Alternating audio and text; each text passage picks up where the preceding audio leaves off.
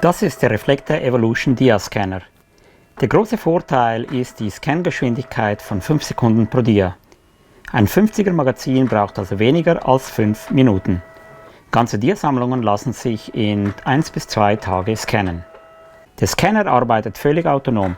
Es wird kein PC und keine Software benötigt. Die Bilder werden auf der eingesteckten SD-Speicherkarte abgespeichert. Man kann also rasch und einfach mit dem Scannen beginnen. Die Scan-Qualität ist gut, nicht aber in der Qualität eines Nikon 5000 Super Cool Scans. Alternativ könnte man auch mit diesem Gerät mal die ganze Diasammlung scannen und die besten in einem zweiten Anlauf mit einem Cool Scan zu scannen. Das Gerät kommt mit dem Netzteil, ein Plastikstück mit etwas Schaumstoff genannt Bürste, um den Projektionsschirm bei Bedarf zu reinigen, und eine knappe Anleitung. Die SD-Karte im Mietset hat Platz für tausende Scans. Okay, legen wir los. Den Bildschirm aufklappen, die SD-Karte rechts einführen, das Netzteil einstecken und das Gerät einschalten. Als erstes prüfen wir den Projektionsschirm auf Schmutz. Die Scan-Taste drücken, hier. Es wird ein leeres Live-Bild auf dem Bildschirm angezeigt. Sollten Sie hier Verunreinigungen sehen, so öffnen Sie diese schwarze Gummilippe und gehen mit der Bürste mit dem Schaumstoff nach links auf den Schirm und reinigen diesen sorgfältig, bis der Schmutz weg ist. Klappen Sie danach die Gummilippe richtig zu, damit kein Licht von draußen das Scannen stört. Ich würde alle paar Magazine mal wieder den Schirm auf Sauberkeit prüfen. Nun das Dia-Magazin mit den Dias vorbereiten. Es gehen Universalmagazine, CS-Magazine und LKM-Leica-Magazine. Anders als bei den Cool Scans können unterschiedliche Diasorten im Magazin beliebig gemischt sein, also Kodak, nicht Kodak, dünne Diarähmchen, dicke Rahmen und so weiter. Alle Hochkant-Dias im Magazin müssen vorher von Hand quergelegt werden. Ich würde alle diese Dias immer in der gleichen Richtung links oder rechts kippen, damit die spätere Ausrichtungskorrektur im Stapelmodus möglichst einfach erfolgen kann, zum Beispiel mit dem Programm ACDC im Batch-Modus. Falls noch keine Dias im Magazin sind, diese wie folgt einlegen. Bei einem Universalmagazin wie dieses hat es diese Abschrägung links. Wenn sie links ist, dann ist das erste Dia hier zuvorderst. Auf dem Magazin hat es auch eine Nummerierung da, beginnend mit 1. Nun die Dias von vorne in der gewünschten Reihenfolge einlegen, wie für die Projektion. Das heißt Kopf über und Seiten richtig. Das Gerät grundsätzlich sorgfältig behandeln. Es ist Reflektor üblich aus wenig robustem Kunststoff, so erträgt es keine Gewalt. Also wenn etwas nicht geht, nicht forcieren. Die verschiedenen Dia-Magazin-Typen haben unterschiedlich Platz pro Diafach. Beim Universalmagazin ist das Fach groß. Dann wird dieser breite Zusatz heruntergeklappt, damit die Dias zuverlässig geschoben werden können. CS- und Leica-Magazine haben kleine Fächer. Den Zusatz müssen Sie dann heraufklappen. Nun das Magazin ins Gerät einführen. Schauen Sie, dass die Abschrägung auf dieser Seite liegt. Ziehen Sie mal den Dia-Schieber etwas heraus, und zwar bis diese Kante vom Schieber auf diese Kante hier liegt. Auf der Unterseite vom Dia-Magazin hat es diese Einbuchtungen und im Dia-Scanner hat es diese Schienen, und die Einbuchtungen greifen in die Schienen rein, also flach reinlegen und nach hinten schieben. Bis nach hinten, wenn es nicht ganz nach hinten geht, dann müssen Sie hier den Schieber ein bisschen bewegen, bis das tatsächlich geschehen kann. Also hier ist das Ganze nun bündig. Falls Sie das Magazin entfernen oder schieben möchten, ziehen Sie den Schieber etwa so weit heraus, dann können Sie das Magazin mit wenig Aufwand langsam und sorgfältig hinein und herausschieben. Nicht schnell oder mit Gewalt ziehen, sonst kann der Führungsmechanismus brechen. So, jetzt zu den Einstellungen. Dazu drücken Sie die Home-Taste, das ist die Taste, um die Einstellungen zu ändern. Sie können mit den Pfeiltasten links und rechts in dieser Liste bewegen. Gehen wir mal zu der Auflösung. Sie können wählen zwischen 14 Megapixel und 22 Megapixel, wobei die 22 Megapixel interpoliert sind. Gehen wir da zum Scan-Modus. Da kann man zwischen Einzelscan und den automatischen Dia-Magazin-Scannen-Modus wechseln. Wenn Sie einen Einzelscan wählen, dann können Sie hier auch Farbkorrekturen und Helligkeitskorrekturen machen, indem Sie jetzt auf den OK-Knopf drücken. Sie sehen hier Belichtung, Sie können OK drücken, sehen hier die Skala da unten.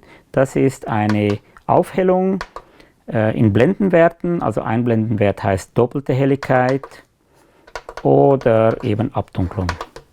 Okay. Sie können auch die Farben, die RGB, Rot, Grün, Blau Farben ändern.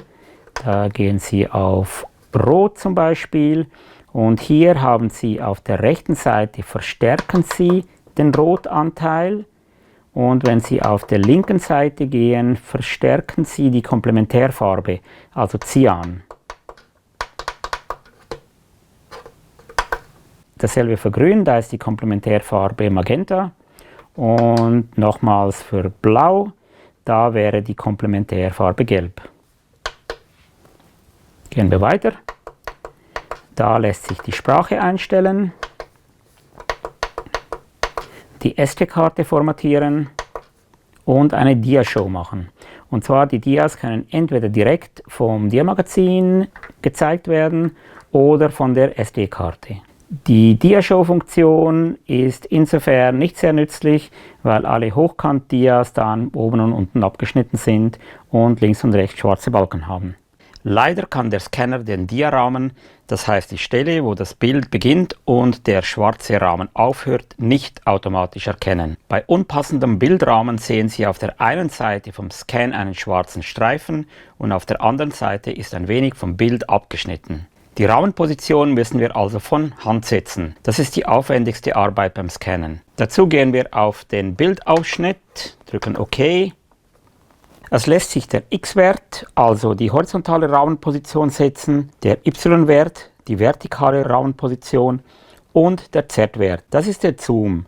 Damit können Sie ein wenig ins Dia hineinzoomen, um Abweichungen in der Rahmenposition verschiedener Dias auszugleichen. Als erstes setzen wir den Z-Wert auf 1, das heißt kein Zoom. Die Pfeiltasten drücken, bis Sie auf Z kommen und dann OK drücken. Z wird türkis. Jetzt mit den Pfeiltasten den Wert auf 1 setzen und OK drücken. Jetzt setzen wir die X-Achse. Unglücklicherweise wählt der Reflektor die Fensterhintergrundfarbe schwarz. So ist die Rahmenerkennung unnötig schwierig. Zuerst wählen wir also X, drücken OK. Mit der linken Pfeiltaste bewegen Sie das Bild nach rechts und mit der rechten nach links. Ich schaue auf die linke Bildkante und verschiebe das Bild mit den Pfeiltasten so, damit sich die Kante gerade unter dem schwarzen Rand schiebt. Das ist jetzt der Fall. Mit OK ist die horizontale Rahmensetzung beendet. Auf Y gehen und OK drücken. Hier die obere und untere Kante anschauen und die entsprechenden Pfeiltasten drücken, bis die Kanten oben und unten etwa gleich aussehen.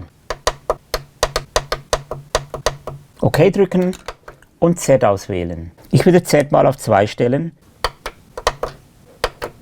dann auf die Home-Taste drücken und dann auf die Scan-Taste. Ich würde jetzt 2 bis 3 Scans machen. Dies können Sie mit der Pfeil-Rechts-Taste veranlassen. Hier ist ein Bild und ein zweites.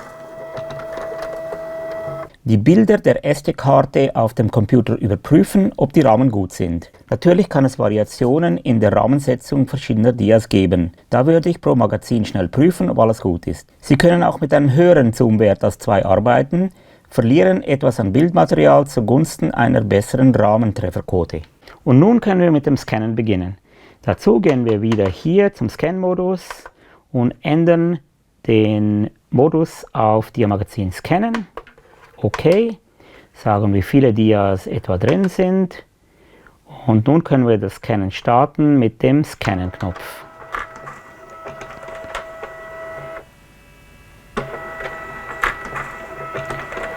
Das Scannen können wir jederzeit abbrechen, indem wir hier den Scannen-Knopf drauf drücken und gedrückt halten, bis oben das Lämpchen auf Rot wechselt. Rot ist nicht Fehler, sondern heißt einfach, dass der Scanner angehalten ist. Wir können das Ganze wieder starten, indem wir hier wieder auf den Scannen-Knopf drücken. Auf der rechten Seite vom Scanner hat es noch einen HDMI-Ausgang und hier könnte man einen externen Bildschirm anschließen. Damit lassen sich wahlweise Scans oder Dias anschauen. Um das Gerät auszuschalten, können Sie einfach auf dem Netzknopf draufbleiben, bis das Gerät ein Geräusch von sich gibt. Das wäre jetzt. Loslassen. Das Gerät schaltet aus.